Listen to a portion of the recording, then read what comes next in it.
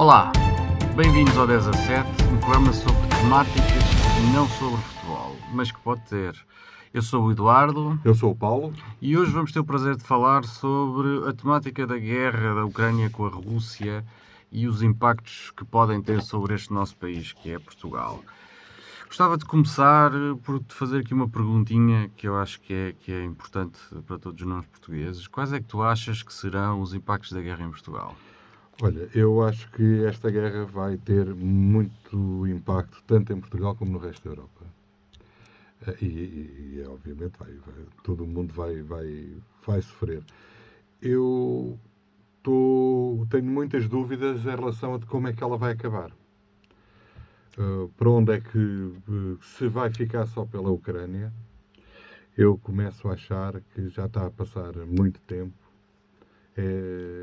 e não continua sem saber. A Europa vai tomando umas medidas, cada vez há mais restrições, há mais sanções, e eu penso que vão chegar a uma altura em que arrebenta para o resto da Europa também. Tu achas que Portugal está em risco de ter guerra ou em risco de sofrer seriamente consequências? Vai sofrer consequências, quanto mais não sejam as consequências económicas. Isto vai ter um grande impacto. Neste momento só se fala da gasolina. Parece que o único problema que esta guerra tem é a gasolina e o gás. Eu acho que vai ter muito mais impacto que a gasolina e o gás. Vai haver um país que vai estar destruído. Vai haver uns milhões de refugiados que vão ter que ser distribuídos para todos os países da Europa.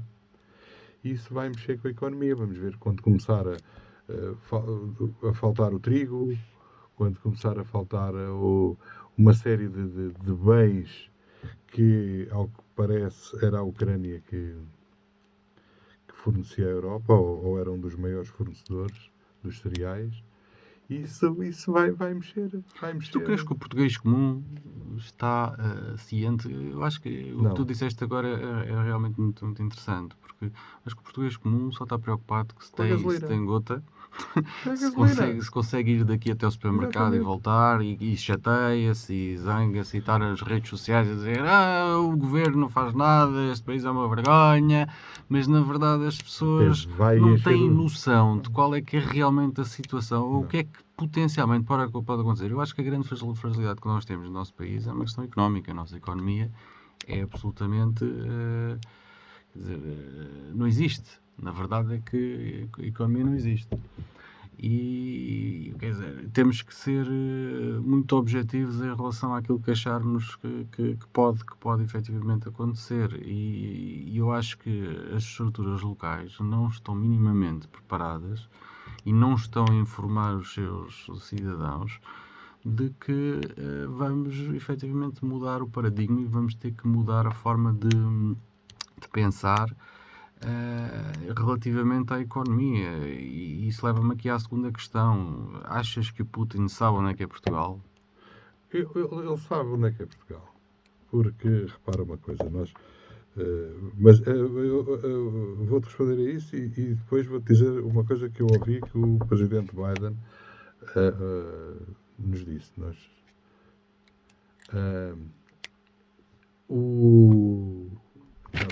Peraí, desculpa. Nós estamos a gravar, precisas de alguma coisa? Desculpa. Não, é só para dizer que tu fica com o transformador, depois chega para amanhã. Tá bem. Eu vou andando. Tá. Fecha a porta lá em cima, está bem? Hã? Fecha a porta lá em cima. Sim.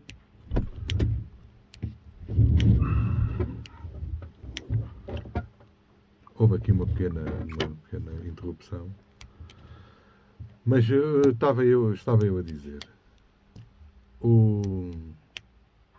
O presidente Biden disse uma coisa que eu acho que deveria ser dito a toda a gente e bem alto.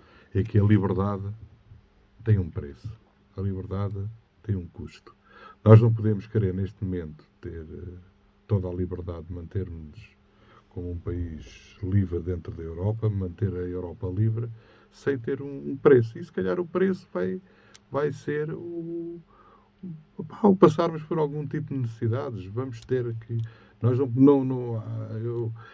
aliás, eu até acho que era uma coisa que os políticos podiam inovar desta vez, era dizer, aparecer alguém a dizer, malta, a malta vai sofrer um bocado, pode não ser agora, mas se calhar vamos racionar a gasolina, se calhar, vamos ter que a dada altura vai haver aumentos de preços de bens essenciais e se calhar vamos ter que ser contidos até na utilização, no consumo de alguns bens, para que não falte a ninguém.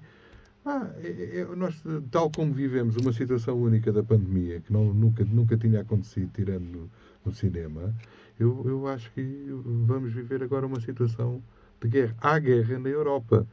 Aí é longe. Aí a Rússia está longe. A Rússia está longe por terra. A Rússia por mar está perto.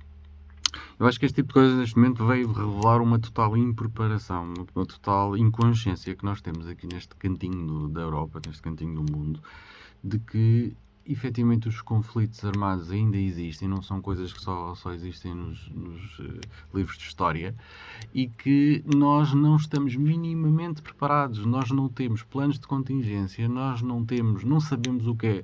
É verdade que fala-se muito no tempo da outra senhora, em que as pessoas passavam necessidades e que havia racionamentos e que havia alguma disciplina em termos de gestão pessoal e familiar. E hoje não existe nada disso. Quando se fala de gestão pessoal familiar, toda a gente pensa poupança, veio o Passos Coelho, veio o diabo, dos piegas e das pessoas que não sabem gerir a sua própria economia de uma forma de cinto apertado. Durante a Segunda Guerra Mundial, Portugal que não entrou, teve racionamento. Havia senhas de racionamento para os produtos. Portanto, não é assim. Eu acho que nós temos estado a viver, tanto de uma forma económica como de uma forma política, de uma maneira cinematográfica. Portanto, os conflitos que havia eram passados no cinema e depois vinha o Tom Cruise fazer uma missão impossível e o planeta salvava-se de um maluco que tinha uma bomba nuclear porque o Tom Cruise o matava, ou então era o 007 que ia lá e resolvia a questão. E nós, acho eu, quando digo nós, é ocidentais, porque assim, há malta que andava a viver em guerra há 40 anos, há 30 anos e há 10 anos. Portanto, nós aqui é que não, no resto, aqui neste ocidente maravilhoso, achávamos que tudo seria resolvido de uma forma, pronto, há cinema, que havia depois um herói e que resolvia. E neste momento não. E o que me parece é que era muito necessário, embora isto depois corras o risco de lançar o pânico, não é? Porque se alguém for à televisão dizer, nós podemos daqui a 3 meses estar envolvidos numa guerra, e estar envolvidos não quer dizer que sejam os russos a disparar para cá. Se os russos atacarem qualquer outro país da NATO, as forças portuguesas têm que avançar para a sua defesa. E como dizia há uns tempos um militar num dos canais de televisão, nós também temos uma porta aberta. Nós somos o país com mais mar da Europa.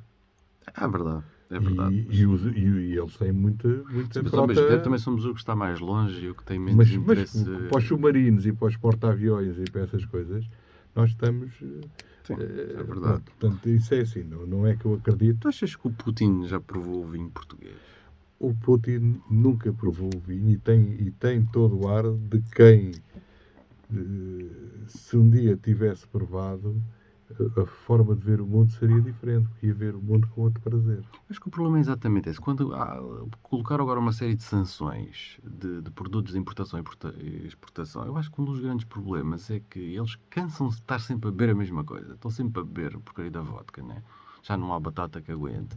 E depois deixam de ter acesso àquilo que existe melhor no mundo. Eu Portugal, até pensei, quando nós ganhámos o futsal aos russos, que ele tivesse percebido que o bagaço dava bagaço ganhou a vodka. O vodka entra forte, mas depois o bagaço, quando aparece... Depois tu sabes que eu tenho uma teoria. Como os russos colocaram alguns limites às importações e exportações, e Portugal deixou de poder enviar para lá vinho, nós acabámos por ir ter com o inimigo e começámos a fornecer-lhes não a parte dentro do vinho, porque eles, pelos vistos, não têm capacidade de efetivamente fazer essa parte do trabalho, e nós íamos para lá as garrafas já vazias. Nós fazemos aqui um bom trabalho é a primeira parte da cadeia. Nós agora mandamos as vazias para coquetéis Molotov. Exatamente.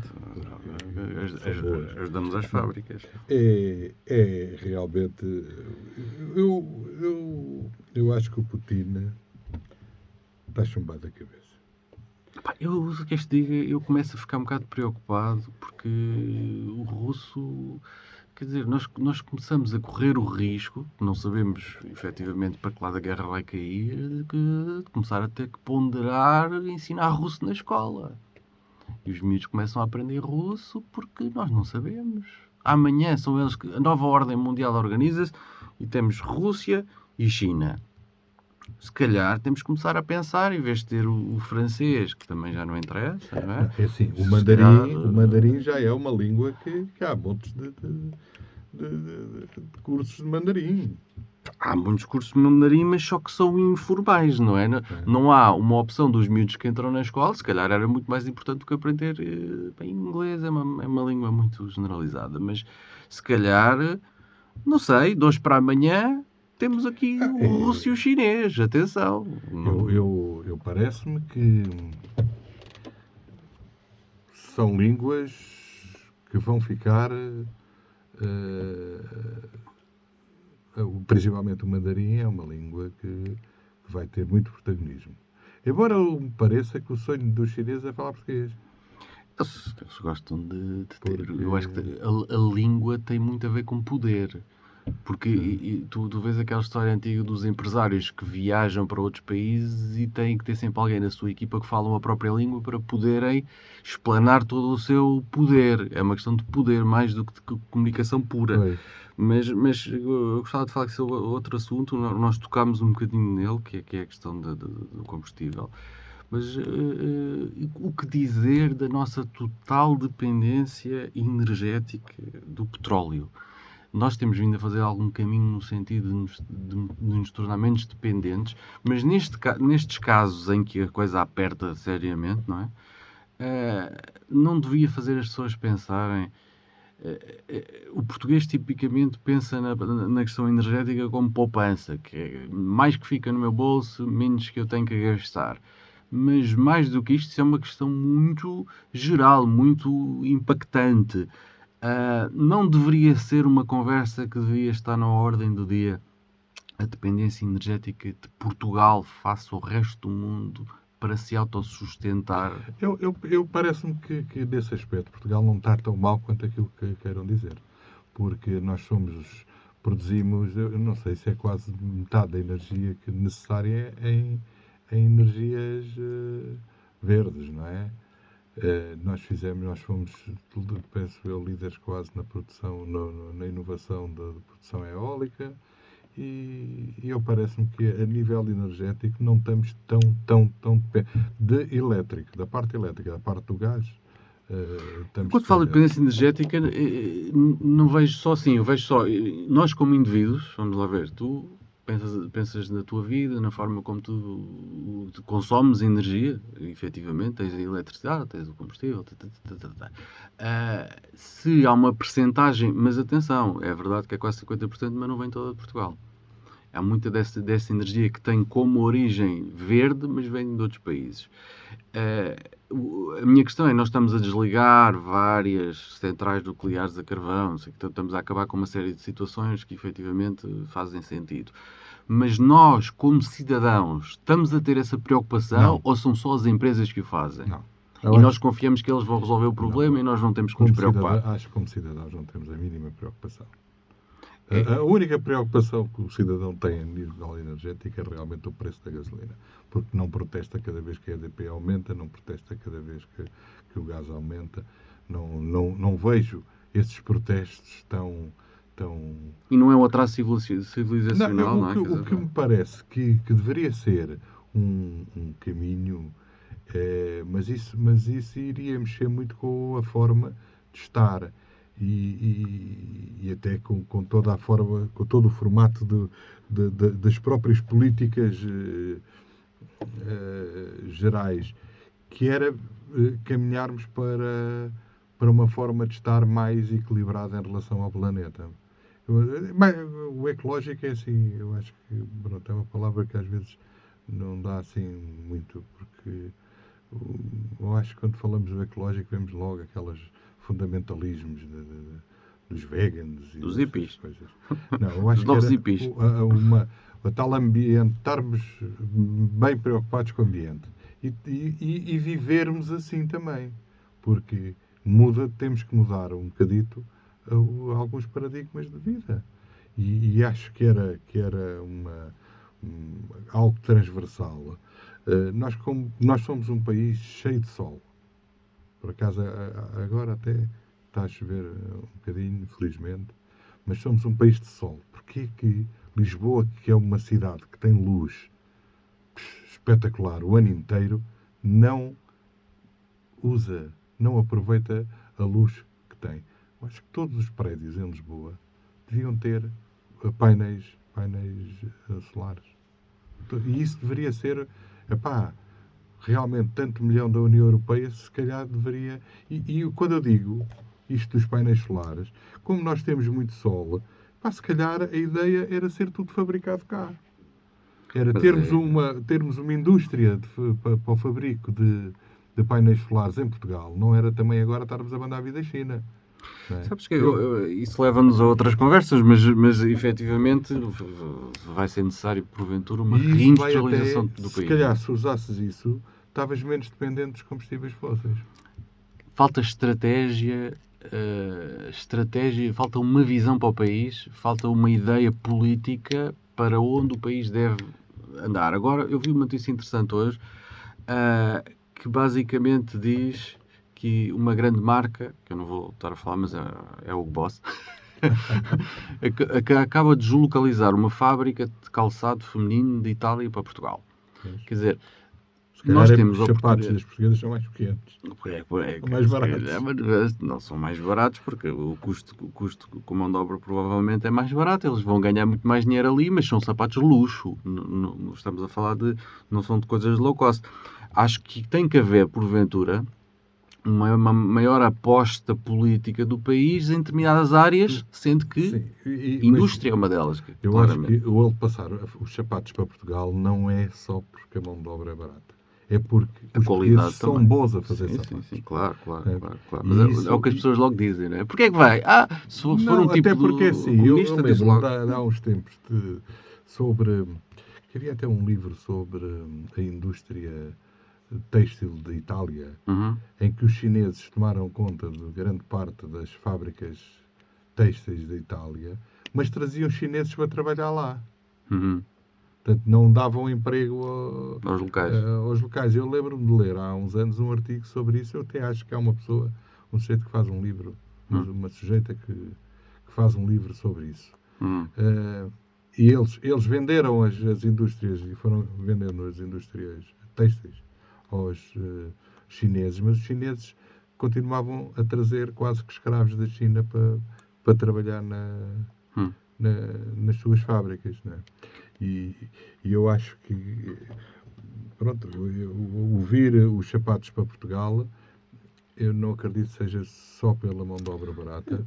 Sim, há muita qualidade e há também, principalmente pela grande qualidade. Houve muitas empresas que definharam agora com a pandemia e eles devem haver oportunidades de mercado também. Já antes havia muitas fábricas cá na área do têxtil e do calçado que fabricava eu penso que ainda há uns tempos, uma coisa de chapéus, uma fábrica de chapéus, que acho que nós temos das melhores fábricas de chapéus do mundo, em que para todas essas grandes marcas os chapéus são feitos cá.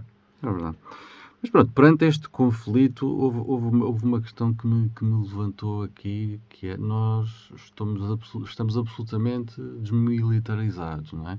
O português não sabe o que é uma arma, o português não tem acesso a nada disso. Visto o que está a acontecer muito perto de nós, não será que o nosso lema não deveria ser uma G3 para cada português, às armas? Já tivemos essa época, não é? No PREC houve mais ou menos essa ideia.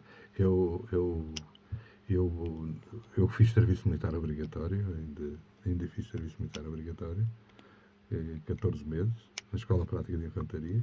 Eu não, porque sou novo, portanto... E não, o que me parece é que tem que se investir. E não é só... Repara, nós, como tivemos uma guerra no ultramar, as nossas forças armadas foram sempre identificadas com quem ia para a guerra do ultramar. Ias para a tropa, ias para a guerra do ultramar. E quando acabaram as guerras, eu penso que ficou tudo assim meio atabalhoado. E agora, o que é que se faz com tanta gente? Porque tínhamos um exército grande. É um exército realmente hoje não poderia ser feito nos moldes em que era feito antigamente. E acabou por se abandonar e deixar uma série de coisas. Mas se o conflito vier à nossa porta, nós não temos nem capacidade, nem apetência, nem nada para poder responder de alguma forma. Eu vejo aqueles ucranianos todos a defenderem a sua pátria, nós aqui íamos lá com as padeiras de algebarrota. Atenção que a Ucrânia já dentro da Europa, eu penso que é dos maiores exércitos. É respeitável e tem fábricas, tem muita produção de armamento. Eles eram um grande exército. Eu entendo que seja um enquadramento diferente. Até porque eles mantiveram sempre ações militares naquelas os capacetes azuis. Naquelas zonas de Donetsk. Sim, eles tiveram sempre... Naquelas zonas do separatismo obrigou sempre a manter ativo. O que me parece que nós já cá tivemos, com isto das vacinas, uma noção de que o exército poderia estar mais perto da sociedade. Para mim, o grande mal cá em Portugal foi que o exército sempre esteve demasiado afastado da sociedade civil. Era uma classe diferente. Era uma coisa que estava ali, estavam dentro dos quartéis, não se aproximavam das pessoas, não tinham atividades próximas das pessoas, eram quase uns guetos. E sempre houve algum preconceito de trazer os militares à rua, de os militares poderem ajudar em qualquer coisa junto da população. Agora as pessoas viram a utilidade dos militares. Viu-se na vacinação que eles são muito capazes, porque eles, em termos de organização, eles estão habituados Sim, em termos logísticos, são os melhores que nós temos de classe. Ter uma certa metodologia, mas realmente andaram aí, ficaram aí ao abandono. Eu não vejo que tenha que se pôr, que seja de dar espingardas às pessoas, porque antes, pelo contrário, não é? A tendência seria sempre haver cada vez menos armas a circular, mas eu acho que deveria haver alguma formação às pessoas. Pode não ser tão militar, mas uma formação de autodefesa. De autodefesa, de proteção civil, relacionado com a proteção civil. Eu penso que deveria haver. As pessoas não vejo que mas é interessante. Que houvesse mal em haver fins de semana em que as pessoas fossem chamadas para... Mas não precisavam até de ficar a dormir no quartel. Iam lá no sábado, iam no domingo, a ver alguma, realmente, para o caso da necessidade, de repente, de darem uma espingarda, as pessoas não... saberem como é que se limpa, saberem como é que se desmonta, terem feito 1 ou 2 vezes tiro com elas. E eu acho que isto poderia ser feito aos fins de semana. Mas isso é um bocado ao contrário. Nós somos uma sociedade pacifista e cada vez menos militarizada, não é? Há aquela frase que é da paz, prepara-te para a guerra, não é? Pois, a questão é essa, não é? Mas nós vivemos naquela ilusão de que a guerra, o conflito armado já não existe. E agora, vemos aqui às nossas portas um conflito armado real dentro de um formato que nós achávamos que já não era possível, e vemos que agora a nossa sociedade está toda estruturada para um ambiente pacifista, com problemas mais diplomáticos do que outra coisa, e vemos nós sem as ferramentas necessárias para poder dar resposta a uma situação deste género. É claro que, nós dizemos a brincar, claro que se houver um conflito armado, Portugal manda para lá as garrafas vazias, manda o Gouveia e Mel, que é para vacinar aquela malta toda, e pouco mais do que isso, porque nós temos 1 ou 2 submarinos, temos meia dúzia de aviões, quer dizer, temos umas coisas só para inglês ver, para podermos dizer, e é porque é obrigatório na NATO, temos que entrar com alguma coisa, mas nós não temos essa capacidade, não temos essa mentalidade, nem temos, não temos recursos para. Agora, deveríamos pensar em ter uma indústria de armamento em Portugal? Pergunto. Deveríamos repensar da forma como estás a falar, e se calhar poderia fazer algum sentido, de haver mais uma participação social e cívica e haver alguma preparação, algumas fases, quer dizer, não podemos falar de coisas obrigatórias, porque hoje em dia obrigatório é logo um problema grande, não é obrigatório, nem sequer a dada altura o Paulo Portas mandou a malta ir, ok, já não há serviço militar obrigatório, mas têm que ir a um dia por ano lá bater umas palmas. E isso foi escandaloso na altura, até que acabaram com aquilo na mesma, porque ninguém queria ir, ninguém pode obrigar nada, e pronto, acabou.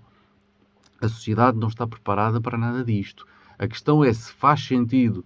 Nós temos que ter um papel, nós como país membro da NATO, membro da União Europeia, temos que ter um papel, quer seja muito ativo ou pouco.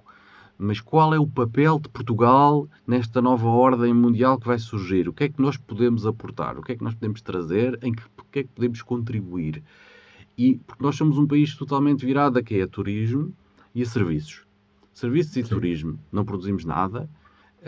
E viu-se muito bem na pandemia que tudo parou. Porque se todos os outros países pararam, nós, como vivemos muita interação com os outros, paramos também. Não deveríamos repensar a nossa estrutura social para poder dar resposta a outro tipo de coisas? É claro que não nos vamos transformar num país industrial, não vamos ser uma indústria gigante, mas acho que temos que pensar que algumas coisas vamos ter que produzir, como é o caso das coisas mais básicas, como o Benuron e o Brufen. Quando chegou a pandemia, a gente afinal ficou a saber que o Benuron todo, o paracetamol, era fabricado na Índia, não era? Vinha da Índia. Como é que é possível? Se há um problema, ficamos absolutamente estagnados. Acho que temos um problema grave de liderança em Portugal. Temos um problema muito grave de liderança. Os líderes, a única coisa que se preocupam é a autopreservação. Querem se manter. Exatamente. Querem ter o suficiente de credibilidade para poder almejar. Eu acho que querem se manter no poder. No fundo é isso. Eles querem se manter no poder, querem estar na ribalta, querem O que é que tu achas que nós temos de melhor? O que é que Portugal podia exportar que nos pudesse posicionar como importantes numa determinada estrutura? Olha, eu acho que há muita coisa que Portugal pode fazer e que faz bem. Primeiro, nós sempre, por exemplo, na área do têxtil, sempre fomos muito bons. Acho que temos pessoas que percebem imenso disso e acho que era uma área. Outra área, a área da eletrónica, por exemplo. A área da eletrónica e a área das tecnologias de informação. Eu acho que Portugal podia apostar mais. Sabes que eu acho nas tais startups na área das informáticas, de desenvolvimento de aplicações, a própria fabricação porque repara, é assim, nós os têxteis já sempre fomos bons, as grandes marcas sempre fabricaram camisas cá em Portugal, as marcas de topo e essas coisas. Temos a Auto Europa, que é uma fábrica de tecnologia de topo e que está cá ótima e que faz um trabalho excelente. Tiveste já, não sei como é que está o caso, mas tiveste fábricas de componentes de eletrónica. Mas vives de mineração que nem sempre há cá. O problema que nós temos em Portugal é a escala. nós não somos nem suficientes, porque em termos de TIs temos poucos e bons, mas é verdade, mas não conseguimos competir com os chineses, com russos, quer dizer, que são muitos. Há outra coisa que às vezes é tal que não é politicamente correto dizer consuma-se em primeiro lugar o que há cá, em vez de andarmos a comprar coisas aos chineses. Isto não me parece seja nada de mal. Eu, às vezes irrita-me um bocadinho não se poder dizer... Não, porque aí chamam-te nacionalista, chamam-te daqui a bocado fascista, porque estás a defender a tua dama só e não te preocupes com o resto. Feito em Portugal, devia ter mais importância, devíamos por defeito dar mais importância. Mas eu acho que as pessoas por si só desvalorizam mais o que é português, ou não dão tanto valor. Porque já quando a gente arrancou para a ilha, o outro tipo estava no Restelo a dizer que não queres lá chegar. Não é? Mas isso é tipicamente português. Exato, e é isso que nós... Complexo de inferioridade é o que nós temos. Nós só quando isto cair na desgraça é que realmente vamos nos unir e vamos nos superar. E aí somos espetaculares. E não estamos sempre na desgraça? Não estamos. Eu acho... Ou vivemos de pontapés na bola do Cristiano Ronaldo de um ao outro eu acho que são talentosos e que fazem mais coisas. Não estamos melhor, não é só por culpa dos outros. Eu acho que é porque nós gostamos de dizer que estamos mal. É o fado. Eu há uns tempos li um artigo na internet de era um casal de brasileiros que vieram cá para Portugal e têm um blog. Aliás, até no YouTube eles têm um canal, acho eu, e falam isso. Eu ouvi isto no YouTube. E eles abordavam um bocadito isso. Dizeram, os portugueses dizem que isto aqui é horrível e que não sei o quê e querem ir para o outro lado. Mas nós somos o quarto país mais seguro do mundo, acho eu. Ou da Europa. Acho que é do mundo até. Uhum. O quarto país mais seguro. Nós somos mais seguros do que os outros países quando a gente quer emigrar. Mas temos segurança porque isto não interessa a ninguém. Não entendo, mas é seguro. Nem os ladrões querem vir. Eles depois diziam, vocês falam um bocado do Serviço Nacional de Saúde, mas se alguém lhe der desbardalhar no meio da rua, vai para o hospital. Há países onde tu desbardalhas no meio da rua e nem vais para o hospital. É verdade. Há dias estava a ver um TikTok de um brasileiro que chegou a Portugal há pouco tempo e o gajo devia estar a trabalhar numa padaria, uma coisa assim, porque era madrugada fora. E ele dizia assim, Portugal é muito bonito. Eu estou aqui à noite, são 3 da manhã, no telemóvel e não vem ninguém roubar-me no telemóvel. Porque ele dizia aquilo com muita... Pronto, quer dizer, estava muito admirado, muita admiração. Eles falavam de mais de 2 ou 3 coisas de Portugal. Mas, e que nós estamos sempre a dizer que isto cai uma porcaria. E ele, para quem vem de fora, acha isto fantástico. Há coisas, quer dizer, que contribuem para podermos dizer que isto é uma porcaria. Quer dizer, que não se entende como é que nós pagamos a eletricidade e o combustível ao nível dos países mais ricos da Europa e depois temos um salário ao nível dos mais pequenos, dos mais pobres. Quer dizer, este tipo de coisas é muito difícil de explicar. Podemos falar em microeconomia, macroeconomia, blá, blá, blá, blá, blá, blá, blá. Mas temos que falar sobre os políticos que tivemos nos últimos 40 anos, ou 40 e não sei quantos anos, que não souberam levar o país, levaram-no à bancarrota 2 ou 3 vezes, não souberam levar um país numa direção em que todas as pessoas acreditam e contribuem para a mesma coisa. Se houvesse alguém que dissesse assim, meus amigos, agora Portugal vai ser, vou inventar, turismo de saúde, turismo. Embora no turismo, se calhar temos 40 países muito melhores do que nós, não é? Não sei. Se calhar. Antes da pandemia, Lisboa estava a abarrotar. Não, sim. Digo turismo, porque há o turismo praia, turismo cultural, quer dizer, havia aqui muita coisa. Podia ser turismo, não sei o quê, startups, o que quer que seja. Uma lista de 4 ou 5 coisas em que o governo diz assim, meus amigos, Portugal agora vai ser isto. E toda a gente, vou fazer um negócio. Eu vou alinhar-me com aquilo que o país quer fazer. Porquê? Vai haver incentivos fiscais, financeiros, blá, blá, blá, vocacionados para alguns fundos comunitários, vou agarrar aquilo, ok, vamos apostar nestas áreas que nós achamos que vão levar o país a crescer verdadeiramente. Porque nós olhamos depois para os dados de crescimento do país, e é uma vergonha. É uma vergonha quando nós nos comparamos algumas coisas com os melhores. e nos outros nem nos comparamos porque não queremos falar no assunto. É gente, vou tapar os olhos que eu nem quero ver. E eu estou um bocadinho receoso que, no meio desta história toda, além de que as pessoas não entendem, o português comum só quer saber, voltamos à conversa, só quer saber se o combustível tem um preço aceitável, se consegue roubar mais em algum lado, para roubar entre aspas, o português não rouba, simplesmente apropria-se quando pode. Não, E isso preocupa-me, efetivamente. A questão energética é muito importante, vai ser muito relevante nos próximos anos. E eu acho que temos que voltar a conversar sobre... Eu hoje li um artigo que o Elon Musk diz assim, o gajo do Tesla, diz assim, e de outras coisas, que a Europa devia reativar imediatamente todas as suas centrais nucleares. Para quê? Porque há o bicho-papão do nuclear, não é? Há um bicho-papão que afinal já dizem que não é bem assim. Eu não sou especialista, mas que sou especialista em especialidades, assim como tu, e acho que sendo especialista em especialidades, claro, temos uma opinião, pronto, toda a gente tem a sua opinião, e os especialistas em especialidades ainda mais têm, pronto, para não chamar idiotas. Acho que neste caso o nuclear já não pode ser visto como um bicho-papão, mas talvez como o tipo de energia mais verde que existe. Tem problemas a ter, mas não serão os mesmos que tinha em 1980. Eu também, isso é que eu também não sei e gostava de saber, se em termos de tecnologia, a evolução que houve, porque parece-me que ficámos sempre com aquele fantasma de Chernobyl.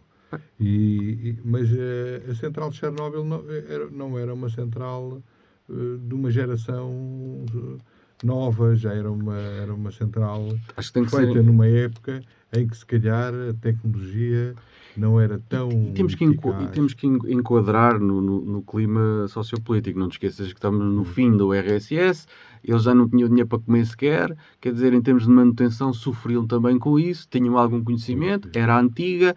Um dos grandes problemas do nuclear é os detritos, e creio que essa parte em termos tecnológicos já está muito avançada, com coisas a sair todos os dias em termos de investigação, porque é verde, é verdadeiramente verde. Parece-me que em termos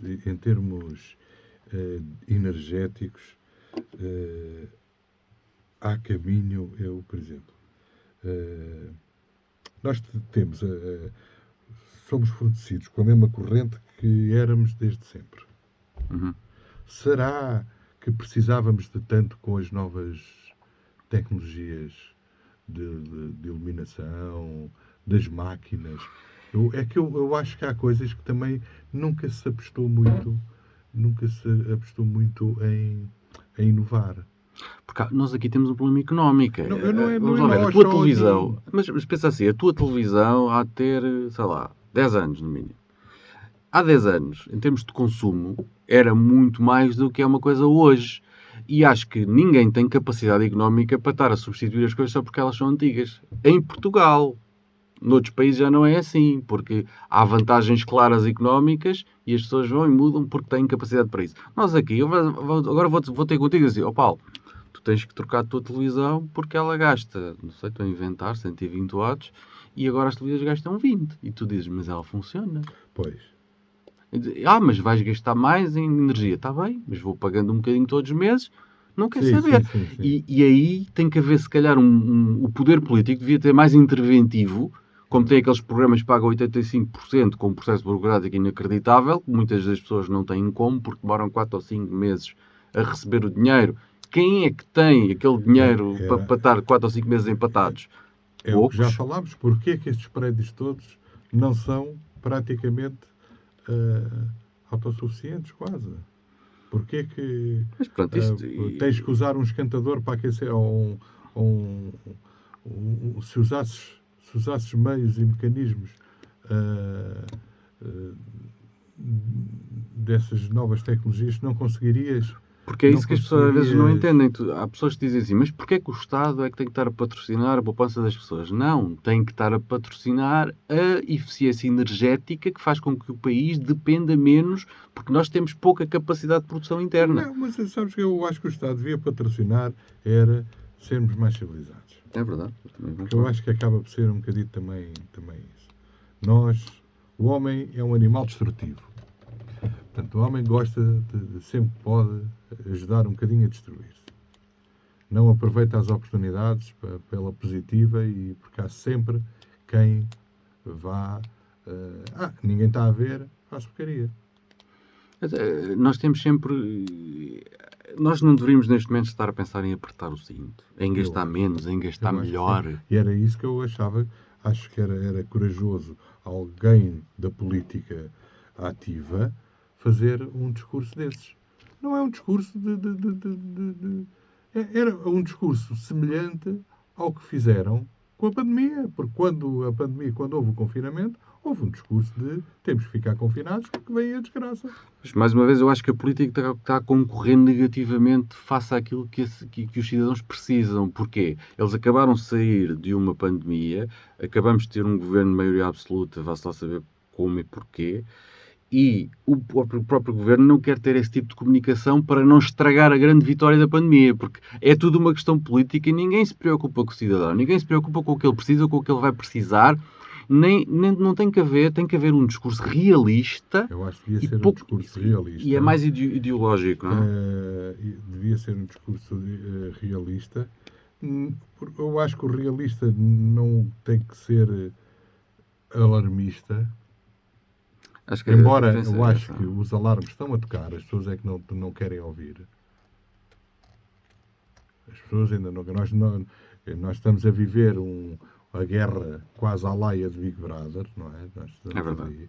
E vamos assistindo, então, com os canais de informação. Melhor o pão no sangue. E que estamos ali a assistir em direto. Então, olha, está ali um míssil, vamos a ver, toda a gente está a seguir o míssil que está a matar pessoas, não é? Porque eu acho que às vezes perde-se um bocado a noção quando se dizem certas coisas.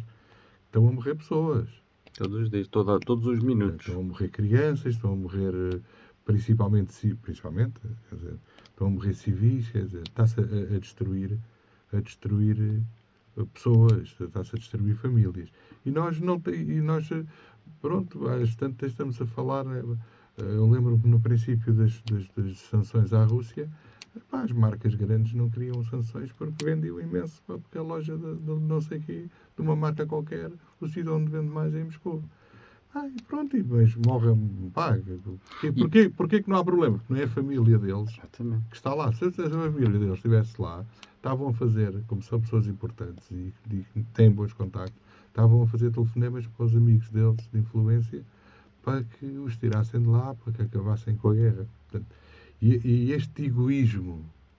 E agora a Europa também não vai tão longe nas sanções como pode ir, porque vai afetar diretamente este egoísmo a questão da dependência social, dos 50% de todo o direito. Este egoísmo liberal que cada um de nós tem, isto não é chamar egoístas aos liberais, nós todos. É uma declaração de interesses. Nós todos somos liberais, porque eu acho que não naquele sentido tão económico.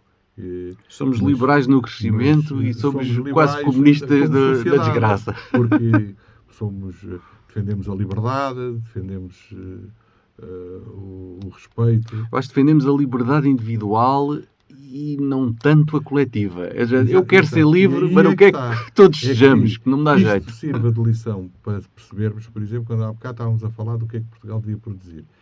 Se calhar... tem que ser a Europa a pensar também, vamos distribuir pela Europa as coisas que precisamos pelos vários países. Que nunca foi feito assim porque a gente achava que,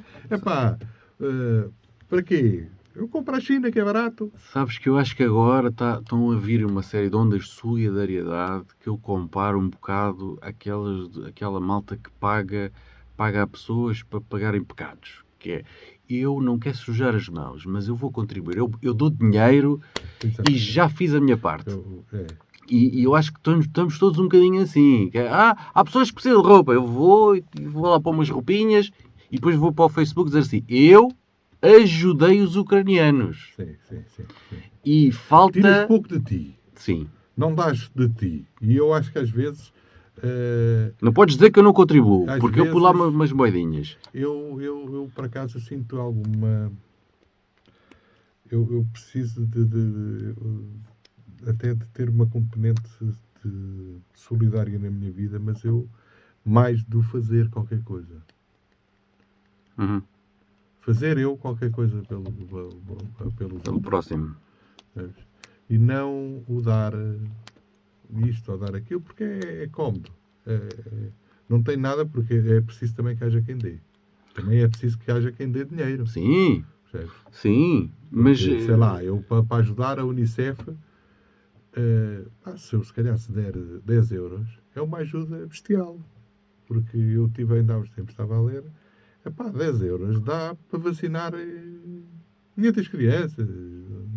Sim, a minha questão é se esses 10 euros chegam lá. Essa é que é a minha questão. Isso também não podemos viver sempre. Isso é aquela teoria de se eu pudesse também roubava.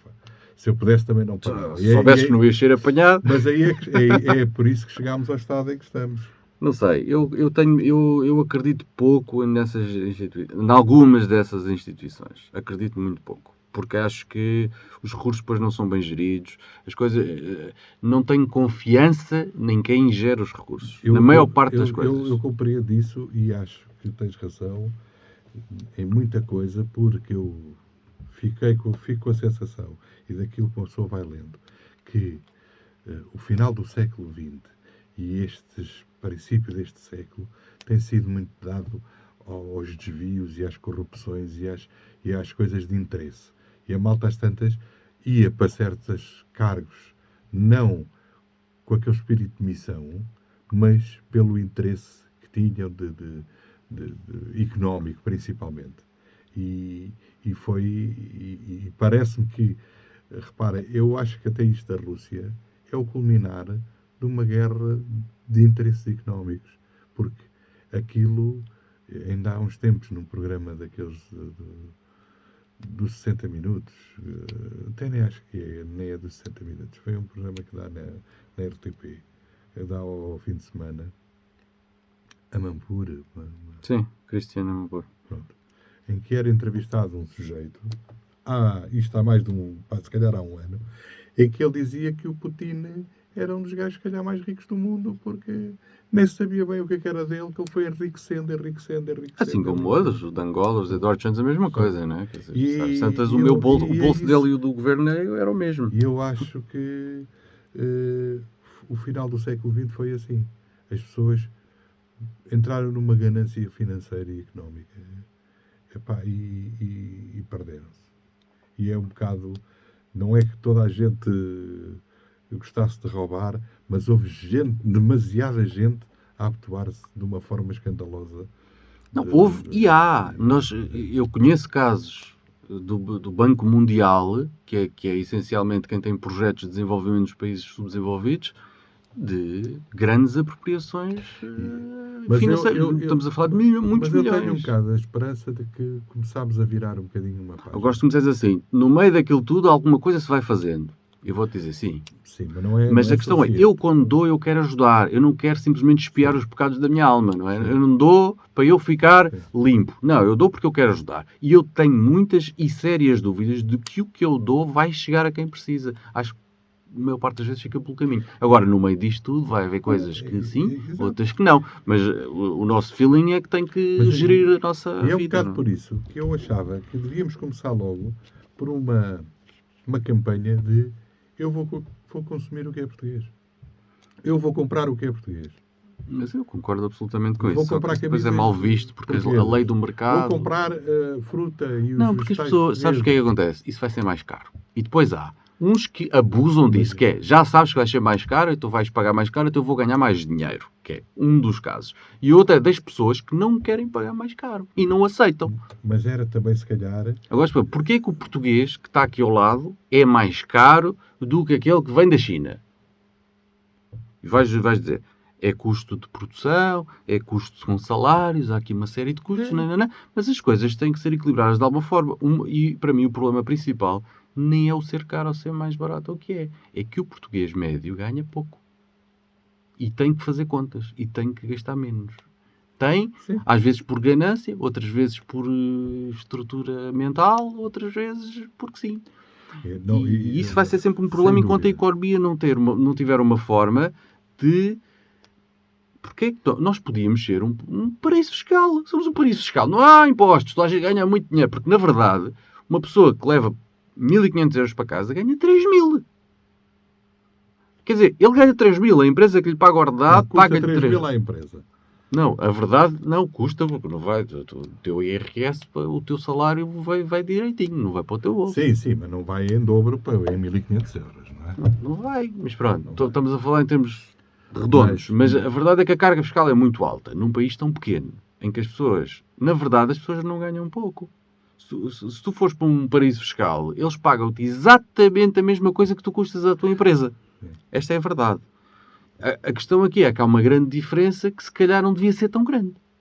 E se as pessoas dizem que ganham pouco, se calhar não. Se fosse para o bolso delas um bocadinho mais... Mas, por exemplo, os paraísos fiscais, como é que funciona depois a parte de saúde? A parte é também tudo... Não tem. São seguros privados. Muitos deles é obrigatório teres um seguro privado já para não haver problemas. Quer dizer, obrigam-te. Assim, meus amigos, ok? E os seguros privados não é aqueles quando chega ao fim do plafond, o amigo estás tramado, já não há mais operações, já não há mais quimioterapia para ti. Tens de tudo.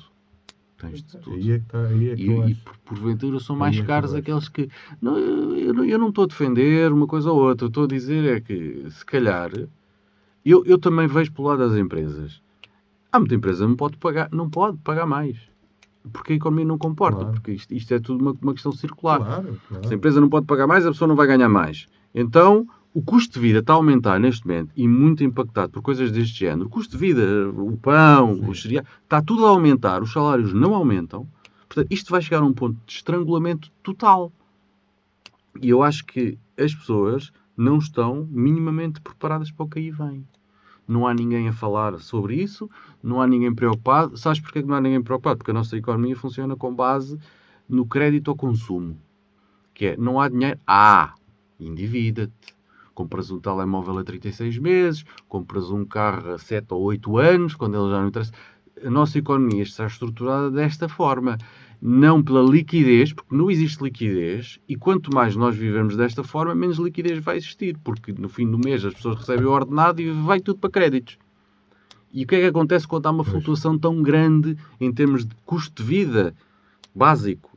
Água, luz, pão, quer dizer, aquelas coisas mais básicas. Quando há uma flutuação grande, o teu dinheiro, o rendimento disponível já está entregue, o que é que vais fazer?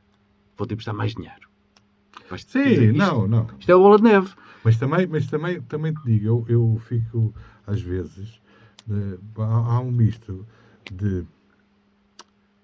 Tem que haver uma consciencialização às pessoas de que, eu se calhar vou ter que poupar para ter outras coisas. Isto no quê? Porque é que eu tenho que comprar um telemóvel a prestações? Mas o que eles tinham antes... O que é que faz? Não fala com pessoas antigas? Não, porque só recebe chamadas do século passado? As pessoas só se sentem pessoas se tiverem determinadas coisas. Os valores coisa. é que estão errados. Aí é que está. Então, aí é que eu acho que faz parte da educação do povo. Era educar a malta para que a malta... Mas agora, tu vais ver os miúdos a aprender na escola de educação cívica, não, como é que chama aquilo? Cidadania. Achas que se fala deste tipo de temáticas? Não. Fala-se em macroeconomia, coisas muito básicas. Não se falam em valores. E tu agora podias responder assim: não, isso aprende-se em casa. Os pais não querem saber disso para nada. Mandam os miúdos para a escola e esperam que eles venham de lá formados e educados. E nós temos um problema estrutural. É estrutural. Porque é muito fácil, desde a pessoa mais básica... eu quero uma coisa, eu vou ter uma coisa. Como é que vais pagar? Isso logo se vê. As pessoas são impacientes. Portanto, não podem esperar por ter, não podem esperar. Há realmente uma velocidade de viver que... Basta tu assistires agora o que aconteceu. Um aumento brutal do combustível. O que é que faz o governo? Um voucher, um talão e um talãozinho. Aquilo é o Pingo Doce, o Continente e o Governo de Portugal. Toma lá 20 euros o talão. Foram a testar com menos coisa, como se depois não voltassem outra vez a pôr. Exatamente, como se acabasse. E eu acho que a atitude, se calhar, correta era, eu se calhar agora vou usar menos o carro. vou passar a andar mais a pé, eu se calhar vou passar a usar os transportes públicos. Já sei que a teoria sempre é, mas os transportes públicos são maus. São maus para quem não anda de transportes públicos. São maus que eles vêm ao longe, vêm-nos passar. E acham que, quer dizer, eu li há dias uma coisa num grupo desses das bicicletas, de um tipo que trabalhava numa empresa e que recebeu uns alemães em Portugal. E andava a mostrar a cidade de Lisboa, até estavam em Oeiras, uma coisa assim. E andaram sempre transportes públicos e bicicleta. E os alemães eram só elogios. Como é que vocês têm os transportes públicos espetaculares, tudo maravilhoso? Como é que há tanto carro por todo o lado? Com estes transportes... Eles andaram os transportes públicos. Não foi só ler nas revistas. Porque o transporte, o carro, ainda é um objeto de afirmação pessoal. As pessoas mudam de carro ao fim de 3 anos porque têm que mudar de carro. Exatamente, já tem os estofos já estão assim... Não, e porque para a vizinhança saber que ele... Sucesso. Eu penso que isto ainda é uma fatura de atraso cultural. Porventura. Enfim, eu acho que já tivemos aqui um bocadinho de tempo para se marcar aqui uma série de assuntos interessantes. É verdade. E acho que dava por encerrada aqui a nossa conversa de hoje. Para guardarmos alguma coisa para dizer para a próxima, não é? Exatamente, então gastamos as palavras todas e depois já não há nada para falar. Portanto, um bem-aja a todos e até à próxima. Até à próxima.